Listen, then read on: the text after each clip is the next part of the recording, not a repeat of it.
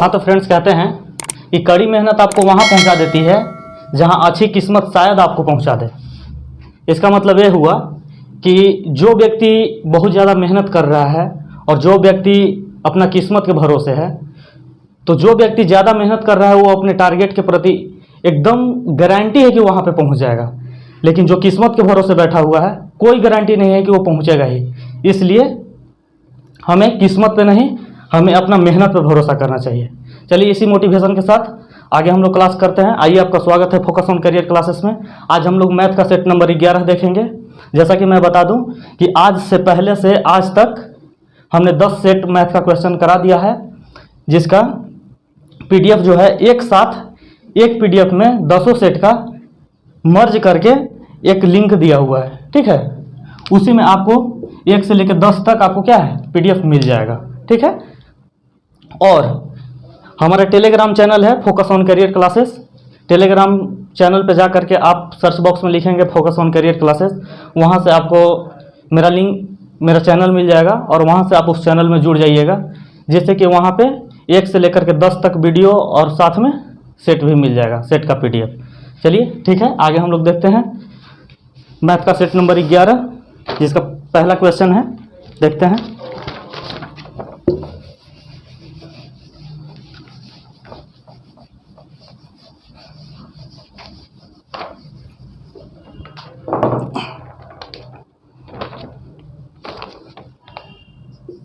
पहला क्वेश्चन है कि शांत जल में एक नाव की चाल x किलोमीटर पर घंटा है और धारा की चाल y किलोमीटर पर घंटा है। यदि एक व्यक्ति नाव चलाते हुए धारा के विपरीत एक निश्चित दूरी तय करता है और फिर धारा की दिशा में वही दूरी तय करके लौट जाता है, तो इस यात्रा के दौरान उसकी औसत चाल क्या है। ठीक है, चलिए पहला क्वेश्चन है, देखते हैं।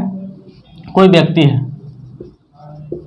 व्यक्ति है जिसका नाव का चाल जो है x किलोमीटर पर घंटा है। ठीक है, और जो धारा है, धारा का चाल जो है सो y किलोमीटर पर घंटा है। ठीक है, तो जब नाव धारा की दिशा में जाएगी तो इसका जो चाल हो जाएगा,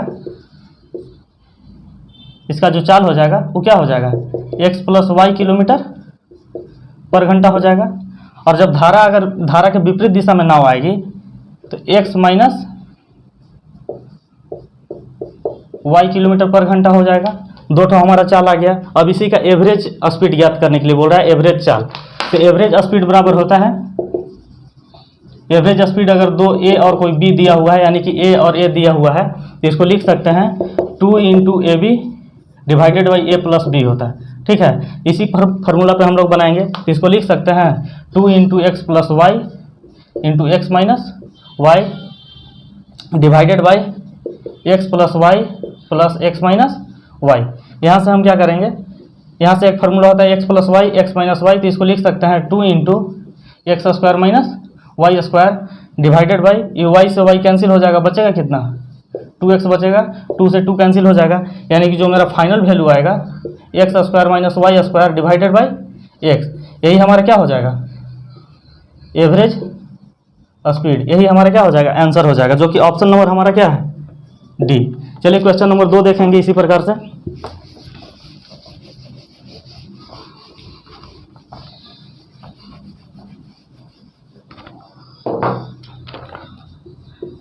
क्वेश्चन नंबर 2 है कि एक त्रिभुज के शीर्ष 7, 5, 5, 7 तथा -3 और 3 है, तो इसकी माध्यिका का कटान बिंदु क्या होगा। ठीक है, मान लीजिए कि एक त्रिभुज है, इसका जो शीर्ष का जो दिया हुआ है 7, 5 दिया हुआ है, 5, 7 दिया हुआ है, -3 और 3 दिया हुआ है। इससे क्या कह सकते हैं कि x1 y1 दिया हुआ है, x2 y2 दिया हुआ है और x3 y3 दिया हुआ है। जब माध्य बिंदु निकालते हैं तो इसका फार्मूला होता है, माध्य बिंदु का फार्मूला होता है x1 plus x2 plus x3 divided by 3 और y1 plus y2 plus y3 divided by 3 होता है। तो चलिए x1, x2 और x3 लिखते हैं। तो x का वैल्यू में तक कितना है, x1 का वैल्यू 7 है, x2 का वैल्यू 5 है और x3 का वैल्यू -3 है, इसमें 3 लिख देंगे, यानी कि यहाँ का कितना हो जाएगा 7 5 12 में से अगर 3 घटेगा 9, 9/3 यानी कि एक 3 आ गया। और इसी प्रकार से अगर यहाँ पे अगर सॉल्व करेंगे तो इसका वैल्यू 5 रख देंगे y1 का, y2 का वैल्यू हो जाएगा 7 और y3 का वैल्यू जो है 3 है। इसी को डिवाइड 3 से करेंगे, यानी कि 7 5 12 हो 3, 15/3, जो कि हमारे यहाँ कितना आ जाएगा 5, जो कि हमारा आंसर हो जाएगा। कटान बिंदु की अगर बात करें तो 3 और 5 हमारा क्या हो जाएगा आंसर, जो कि 2 का ऑप्शन नंबर डी हो जाएगा। चलिए क्वेश्चन नंबर 3 हम लोग देखते हैं।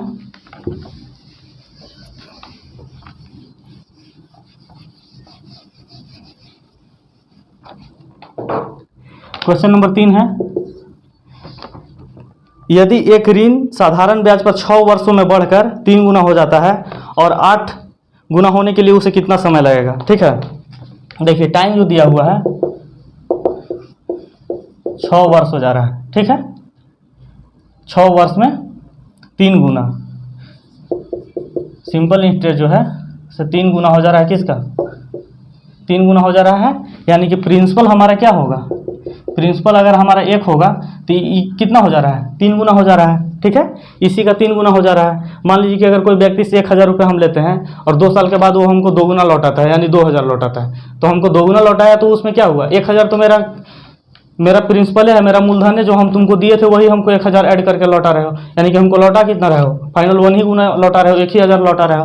तो हम यहाँ पे लिख सकते हैं कि 3 गुना जब भी बात करें तो हम इसको क्या कंसीडर करेंगे कि जो भी मेरा, देखिए यहाँ से ये बोल सकते हैं कि एसआई को अगर 3 गुना अगर हमारा लौटा रहा है तो इसमें क्या है 1 गुना हमारा प्रिंसिपल ही है, तो हमारा जो साधारण ब्याज जो वास्तविक हुआ वो हमको तो 2 ही गुना लौटाया, 2 गुना ही लौटाया। तो इस टाइप के क्वेश्चन में यहाँ पे 2 कंसीडर करना रहता है। ठीक है, तो हम क्या जानते हैं PRT/100 = SI लिखते हैं,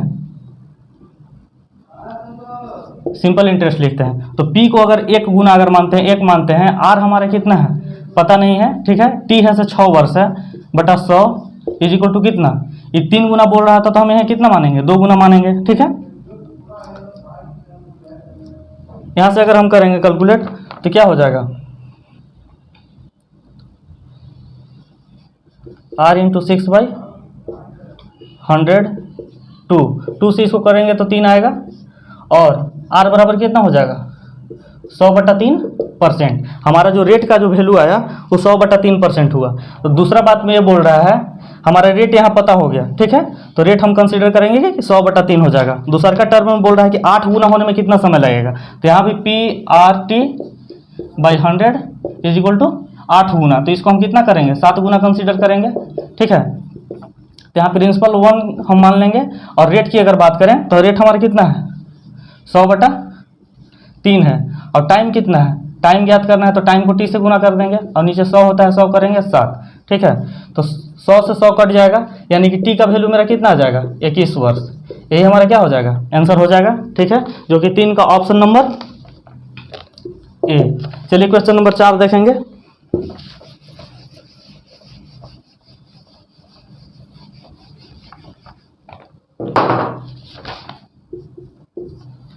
क्वेश्चन नंबर 4 बोल रहा है कि मेरा एक भाई है जो मुझसे 3 वर्ष बड़ा है।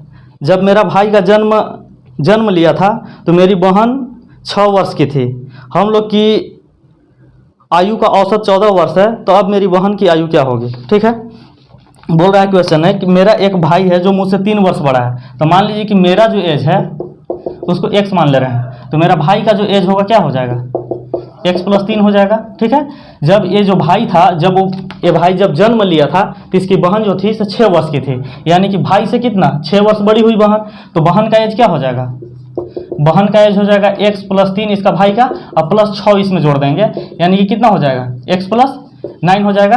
ठीक है, अब इसी का हमारा जो एवरेज जो दिया हुआ है, एवरेज आयु दिया हुआ है वो हमारा 14 दिया हुआ है, तो इसको लिख सकते हैं x + 3 + x + 9।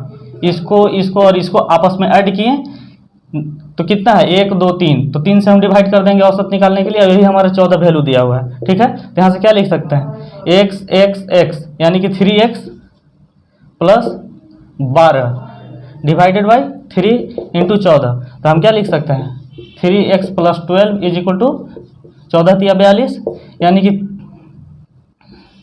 फिर एक्स बराबर कितना हो जाएगा, 12 इधर जाकर के घटेगा 30 हो जाएगा, यानी एक्स का वैल्यू जो वैल्यू आ जाएगा हमारा क्या आ जाएगा 10। तो इसमें क्वेश्चन में पूछ रहा है कि अब मेरी बहन का आयु कितना होगा, तो बहन का इसका आयु कितना है, x + 9 है, यानी कि x के जगह पर 10 + 9 यानी कि कितना 19 वर्ष अभी उसका बहन का यही उम्र हो रहा है, उसकी बहन का 19 वर्ष, जो कि ऑप्शन नंबर हमारा डी हो जाएगा। ठीक है, चलिए क्वेश्चन नंबर 5 देखते हैं।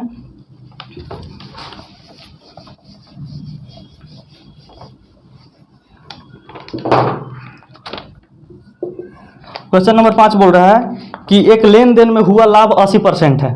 ठीक है, यदि क्रय मूल्य को 20% बढ़ा दिया जाता है और विक्रय मूल्य को समान रहने पर लाभ में परिवर्तन क्या होगा। प्रतिशत नहीं पूछ रहा है, परिवर्तन पूछ रहा है। ठीक है, मान लीजिए कि अगर मेरा कॉस्ट प्राइस अगर 100 है तो इसमें 80% का लाभ हुआ है, लाभ 80% का हुआ है, लाभ हुआ है 80% का, यानी कि वस्तु को बेचा कितना गया में होगा, सेलिंग प्राइस कितना रहा होगा 180। ठीक है, अब बताइए कि कॉस्ट प्राइस में 20% बढ़ा दिया जा रहा है, यानी कि कितना हो रहा है, अब 120 कर दिया जा रहा है। ठीक है, और जो सेलिंग प्राइस है उसको जैसा है वैसा ही छोड़ दिया जा रहा है, यानी कि 180 है तो 180 ही। तो अब बताइए कि इसमें लाभ कितना होगा, तो अब बताइए कि इसमें लाभ कितना हो रहा है, 60 रुपया बढ़ रहा है, यानी कि 60/120 गुना 100, तो 60 दूना यानी कि 50% का क्या हो रहा है मेरा यहाँ पर बेनिफिट हो रहा है। यहाँ पे 80% बेनिफिट हो रहा था और यहाँ कितना 50% का बेनिफिट हो रहा है, यानी कि लाभ में क्या परिवर्तन हुआ, 30% का क्या हुआ, कमी हुआ, यानी कि लाभ में 30% का कमी हुआ। ठीक है, जो कि ऑप्शन नंबर हमारा ए है, लाभ में 30% की कमी होती है। ठीक है, क्वेश्चन नंबर 6 हम लोग देखते हैं।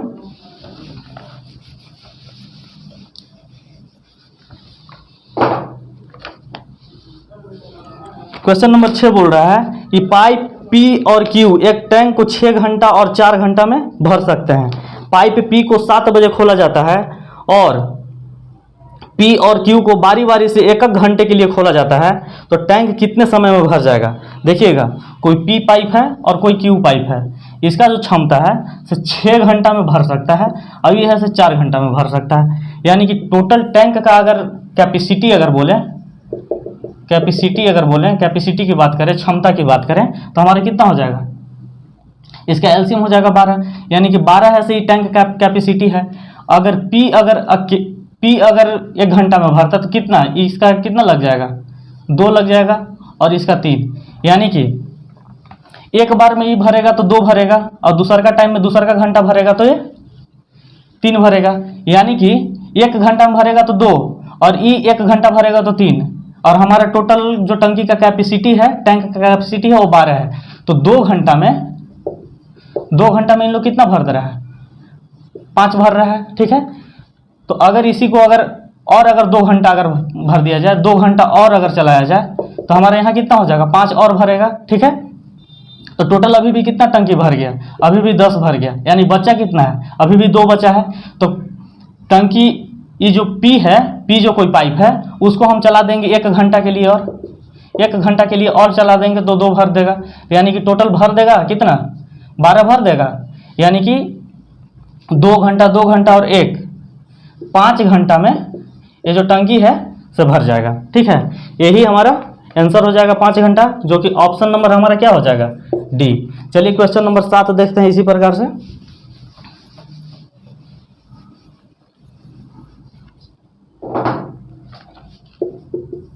क्वेश्चन नंबर 7 बोल रहा है, यदि किसी वस्तु का क्रय मूल्य और विक्रय मूल्य का अनुपात 8:15 है तो लाभ प्रतिशत ज्ञात कीजिए। मान लीजिए कोई वस्तु है, उसका कॉस्ट प्राइस और सेलिंग प्राइस, क्रय मूल्य और विक्रय मूल्य का अनुपात दिया हुआ है, 8:15 दिया हुआ है, तो लाभ क्या होगा। ठीक है, तो लाभ बराबर आप जानते हैं कि कोई वस्तु को 8 रुपये में खरीदे और 15 रुपये में बेच दिए तो लाभ कितना हो गया, 7 रुपये का लाभ हुआ, कितना पर, 8 रुपये पर। इसी को क्या करेंगे, 100 से मल्टीप्लाई कर देंगे, जो कि क्या आ जाएगा 12.5, और 12.5 को अगर 7 से अगर मल्टीप्लाई करेंगे तो हमारा हो जाएगा 87.5%, यानी कि लाभ जो हुआ हमारा 87.5% का लाभ हो गया। चलिए, जो कि ऑप्शन नंबर हमारा क्या हो जाएगा, बी। चलिए क्वेश्चन नंबर 8 देखते हैं।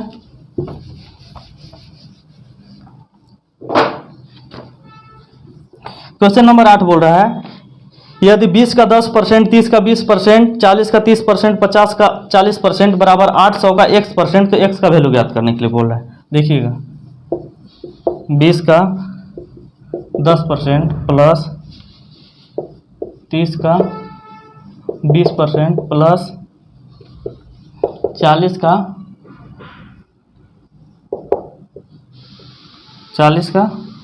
30% प्लस 50 का 40% बराबर टोटल कितना है 800 का x% है। तो वही x का वैल्यू फाइंड करना बोल रहा है। चलिए यहाँ से देखेंगे, अगर 20 का अगर 10% निकालेंगे तो कितना हो जाएगा, 20 का 10% हमारा 2 हो जाएगा, और अगर 30 का अगर 20% निकालें तो हमारा कितना हो जाएगा 6 हो जाएगा, और अगर 40 का अगर 30% निकालेंगे तो 12 हो जाएगा, और 50 का अगर 40% याद करेंगे तो 20 हो जाएगा।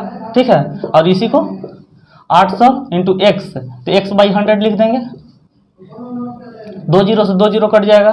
ठीक है, यहाँ पे अगर ऐड करेंगे तो 6 2 8, 12 8 20, 20 40 इक्वल टू क्या हो जाएगा 8x, 8 से कितना बार में कटेगा 5 बार में, यानी कि 5 का जो वैल्यू आ गया, जो हमारा x का जो वैल्यू आ गया वो कितना आ जाएगा 5% वैल्यू आ जाएगा, जो कि हमारा क्या हो जाएगा 8 का ऑप्शन नंबर डी। चलिए क्वेश्चन नंबर 9 हम लोग देखेंगे।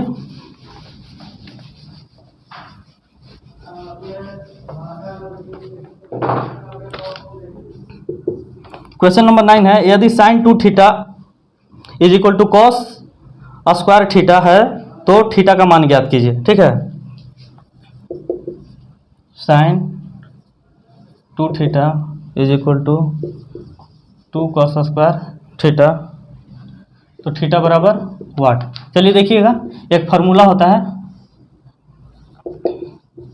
साइन 2 थीटा बराबर 2 sine theta into cos theta, ये फार्मूला होता है। ठीक है, तो हम लिख सकते हैं साइन 2 थीटा बराबर 2 sine theta into cos theta लिख सकते हैं, और 2 कॉस स्क्वायर को क्या लिख सकते हैं cos theta into cos theta लिख सकते हैं। अब देखिए यहाँ से कॉस यहाँ से कॉस आपस में कैंसिल हो जाएगा, और 2 से 2 कैंसिल हो जाएगा, यानी कि यहाँ बच गया साइन और यहाँ बच गया कॉस।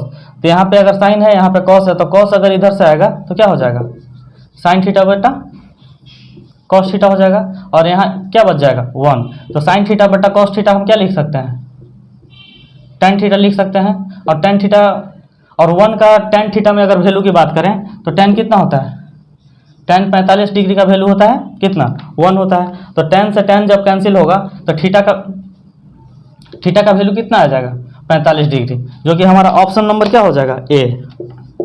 चलिए क्वेश्चन नंबर हम लोग 10 देखते हैं।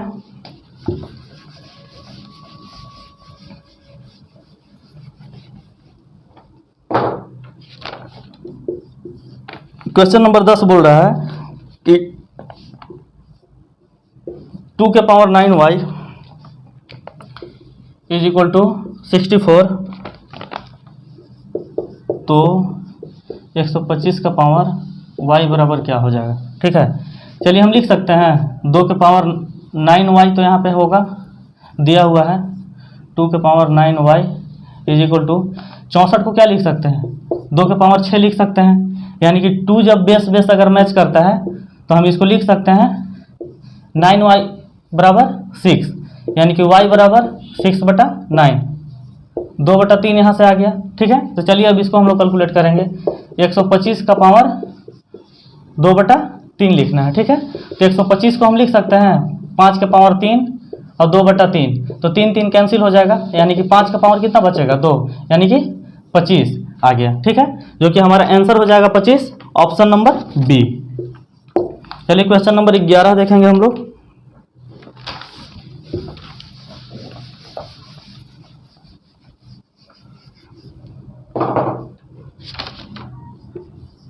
क्वेश्चन नंबर 11 बोल रहा है कि एक आयताकार प्लॉट का क्षेत्रफल अगर 30% बढ़ा दिया जाता है और चौड़ाई समान रखा जाता है तो नया और पुराना आकृति का क्षेत्रफल का अनुपात क्या हो जाएगा। ठीक है, तो मान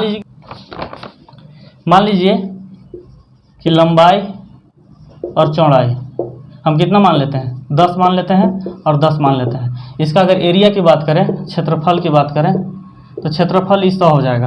अब क्वेश्चन में बोल रहा है कि इसका क्षेत्रफल में 30% का वृद्धि किया जा रहा है, ठीक है, 30% का वृद्धि किया जा रहा है, ठीक, 30% का वृद्धि किया जा रहा है, ठीक। तो इसको और चौड़ाई को क्या कह रहा है, समान रखने के लिए, ठीक। तो यहाँ पे जो है कि लंबाई का बात कर रहा है कि लंबाई कितना हो जाएगा। तो जब यहाँ चौड़ाई को हम अगर बराबर अगर 10 रखते हैं तो लंबाई हमारा 13 रखना होगा, ठीक है। तो यही क्वेश्चन में पूछ रहा है कि नया और पुराना आकृति का क्षेत्रफल ज्ञात कीजिए, ठीक है। तो अगर नया की बात करें तो नया कितना हो जाएगा, 130 हो जाएगा, और पुराना आकृति कितना हो जाएगा, 100, जो कि अगर इसको कैंसिल आउट करें तो हमारा 13:10 हमारा क्या हो जाएगा, यही आंसर हो जाएगा, जो कि ऑप्शन नंबर हमारा क्या है, ए। चलिए क्वेश्चन नंबर हम लोग 12 देखते हैं।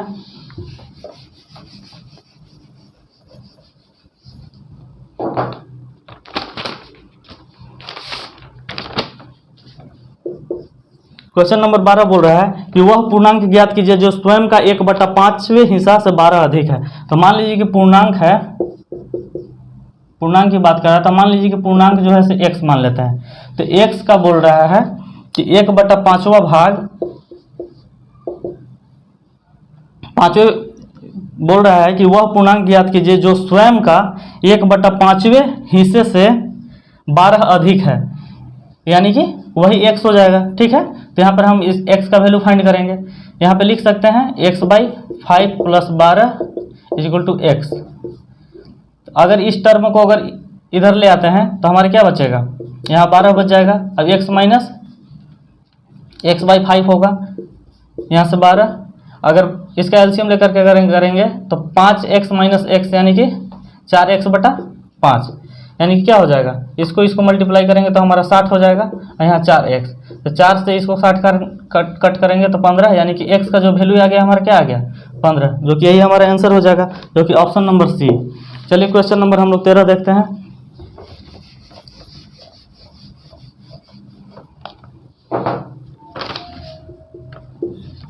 क्वेश्चन नंबर 13 देखते हैं। 2 पाइप क्रमशः एक टैंक को 20 घंटे और 60 घंटे में भर सकते हैं।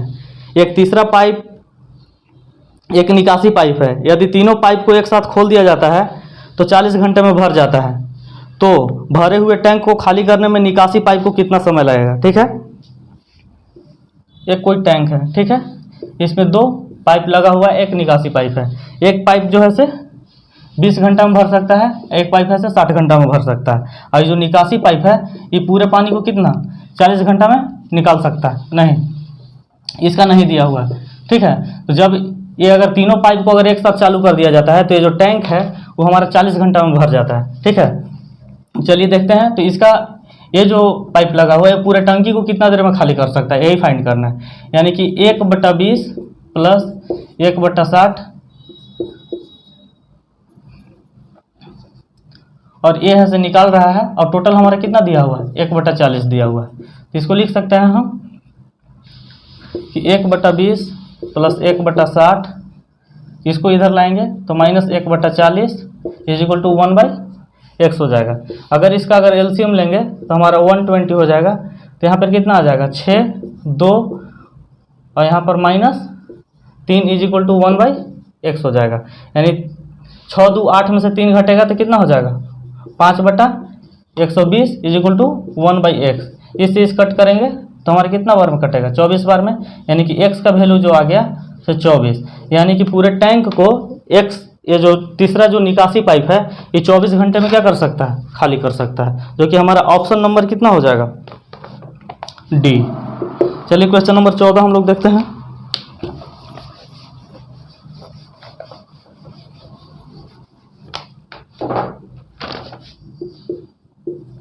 क्वेश्चन नंबर 14 है कि 50 अंकों का औसत 30 है। यदि इसमें से 2 अंक 35 व 40 से हटा दे तो शेष अंकों का औसत क्या बच जाएगा, लगभग में बताना है, ठीक है।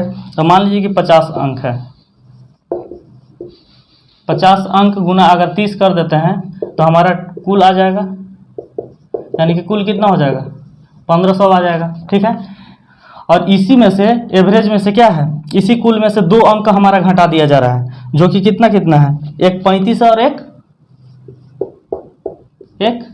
40 है, यानी कि 1500 में से अगर 75 घटा देते हैं तो हमारा कितना बच जाएगा 1425, यानी कि टोटल जो बचा तो 1425 बचा, ठीक है। और इसी में अब कितना अंक बच गया, 2 तो घटा दिया गया, पहले से 50 था, अब 2 घटा दिया गया, यानी कि बचा कितना 48। और इसी से अगर डिवाइड करेंगे तो हमारा जो आंसर आ जाएगा 29.6875, जो लगभग में पूछ रहा है, तो हमारा 29.68 यही हमारा क्या हो जाएगा, एवरेज हो जाएगा, जो कि 14 का सी हो जाएगा। चलिए क्वेश्चन नंबर 15 हम लोग देखते हैं।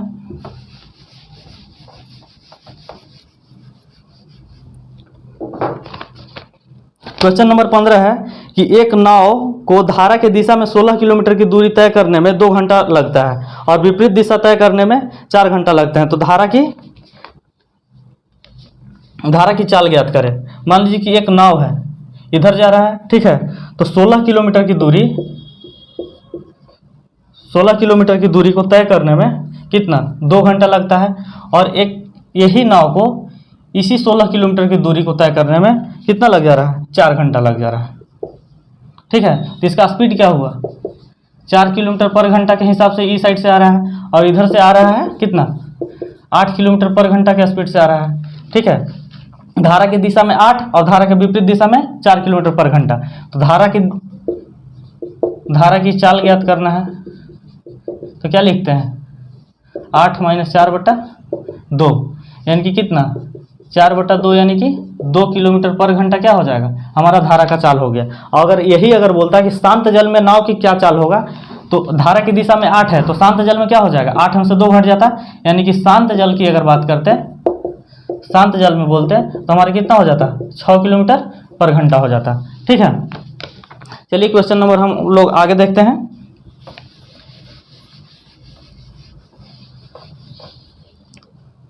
क्वेश्चन नंबर हम लोग 16 देखते हैं।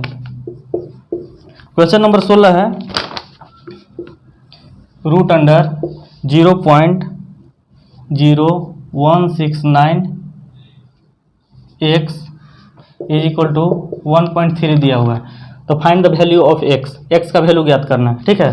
तो यहाँ से हम क्या लिख सकते हैं 0.169x = रूट इधर है तो इधर जाएगा तो क्या हो जाएगा, स्क्वायर लग जाएगा, यानी 13 का अगर स्क्वायर करेंगे 1.33 का तो कितना हो जाएगा 13 169 होता है, और 2 अंक के बाद दशमलव, यानी कि यहाँ, ठीक है। तो अगर इस दशमलव को अगर यहाँ से अगर हटाते हैं हम, तो लिख सकते हैं दशमलव के बदला में 1, और इधर 4 जीरो है तो 4 जीरो हम यहाँ लिख देते हैं, ठीक है। और यहाँ पे अगर दशमलव अगर हटाते हैं तो क्या लिख सकते हैं 100 लिख सकते हैं। तो अब बताइए कि इस 169 से 169 कट जाएगा, यहाँ पे 4 था इसलिए 4 जीरो, और 2 जीरो से 2 जीरो कट जाएगा, यानी कि x/100 = 1, यानी कि x का वैल्यू क्या आ गया 100, जो कि हमारा 100 आंसर हो जाएगा, जो कि 16 का ऑप्शन नंबर बी। चलिए क्वेश्चन नंबर हम लोग 17 देखते हैं।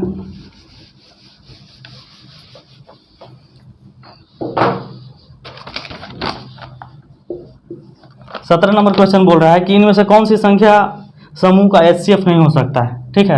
तो ए का जो है 3 है, B 0 है, और C 1 है, और D 2 है। बोल रहा है क्वेश्चन कि इनमें से कौन सी संख्या HCF नहीं हो सकता है। HCF मतलब कि किसी भी 2 संख्या में से हाईएस्ट कॉमन फैक्टर, जो बड़ा से बड़ा गुणज जो है उसको हम लोग बाहर निकालते हैं, उसको HCF बोलते हैं। तो 3 तो निकाल सकते हैं, 1 भी निकाल सकते हैं, 2 भी निकाल सकते हैं, लेकिन 0 को कैसे निकालिएगा, 0 को कॉमन नहीं निकाला जा सकता है, इसलिए ही हमारा क्या हो जाएगा आंसर हो जाएगा, जो कि 17 का बी हो जाएगा। चलिए क्वेश्चन नंबर हम लोग 18 देखते हैं। क्वेश्चन नंबर 18 बोल रहा है कि 15 वर्ष बाद राजू की आयु उसकी 5 वर्ष पूर्व की आयु की 5 गुनी हो जाएगी, तो राजू की वर्तमान आयु क्या है। चलिए हम लोग डॉटेड पॉइंट्स समझते हैं। मान लीजिए कि ये प्रेजेंट है, ठीक है, और मान लीजिए कि ये पास्ट है, और मान लीजिए कि ये फ्यूचर है, ठीक है। तो अगर मान लीजिए कि जो राजू का है, राजू का अगर वर्तमान आयु x है, तो 5 साल पहले का आयु क्या हो जाएगा x - 5 हो जाएगा, और अगर 15 साल बाद की आयु क्या हो जाएगा x + 15 हो जाएगा, और यही 15 साल बाद का जो आयु है, तो 5 साल पहले का आयु का 5 गुना है। तो हम लिख सकते हैं क्या 5 × x - 5 = x + 15 लिख सकते हैं, ठीक है। तो यहाँ से अगर मल्टीप्लाई करेंगे तो 5x minus 25 is equal to x plus 5, ठीक है। अगर इस x को इधर लाएंगे तो 5 में से अगर x घट जाएगा तो बचेगा 4x, और यहाँ पे अगर 25 यहाँ है और यहाँ अगर 15 है तो दोनों मिलकर क्या हो जाएगा 40, यानी x का वैल्यू क्या आ जाएगा 10, यानी कि राजू का जो वर्तमान आयु है से क्या है 10 है। यही हमारा आंसर हो जाएगा, जो कि 18 का ऑप्शन नंबर क्या हो जाएगा डी, ठीक है। चलिए क्वेश्चन नंबर हम लोग 19 देखते हैं।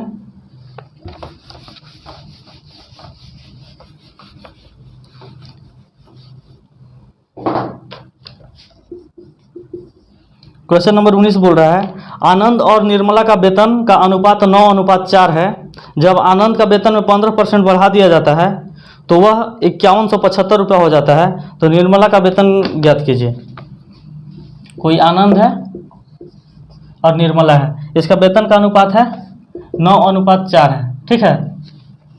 इसका जो वेतन में है से 15%, आनंद के वेतन में 15% बढ़ा दिया जाता है, यानी कि पहले से उसका वेतन 100% रहा होगा तो अब कितना कर दिया गया है 15% बढ़ा दिया गया, यानी 115%, जो कि वैल्यू दिया हुआ है 5175।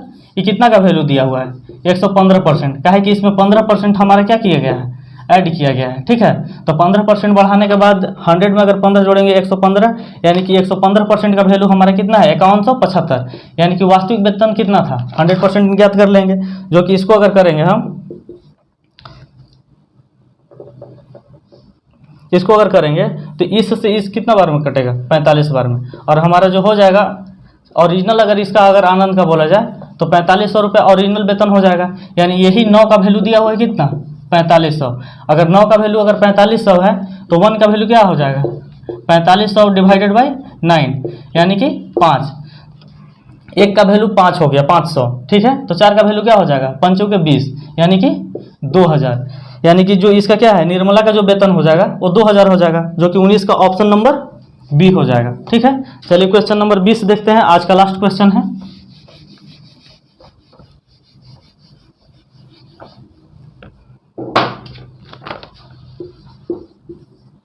बीस नंबर क्वेश्चन है √45 इंटू √20 डिवाइडेड बाई √12 इंटू √3। इसको क्या लिख सकते हैं, इसको लिख सकते हैं 9×5 = 45, यानी कि √9 इंटू 5 इंटू इसको लिख सकते हैं 4×5 = 20, 4 इंटू 5 डिवाइडेड बाई इसको लिख सकते हैं 4 इंटू 3 इंटू √3। देखिएगा अगर √9 को अगर बाहर अगर निकालते हैं तो 3 बचेगा, और यहाँ पे कितना बच जाएगा √5 बच जाएगा, इंटू 4 को अगर बाहर निकालेंगे तो 2 बचेगा, और यहाँ पे भी क्या बच जाएगा √5, और 4 को निकालेंगे तो 2√3 इंटू √3। तो अब देखिए 3 और 2 को अगर मल्टीप्लाई करेंगे तो 6 हो जाएगा, और अगर √5 को मल्टीप्लाई करेंगे तो 5 हो जाएगा, ठीक है। और अगर 2 यहाँ पे है और √3 गुना करेंगे तो 3 हो जाएगा, यानी कि 3 दूना 6, 6 कट जाएगा, तो हमारा आंसर क्या आ जाएगा 5, जो कि ऑप्शन नंबर हमारा बी हो जाएगा। चलिए आज का क्वेश्चन यहीं पे समाप्त होता है, हम लोग मिलते हैं सेट नंबर 12 के साथ अगले दिन। धन्यवाद।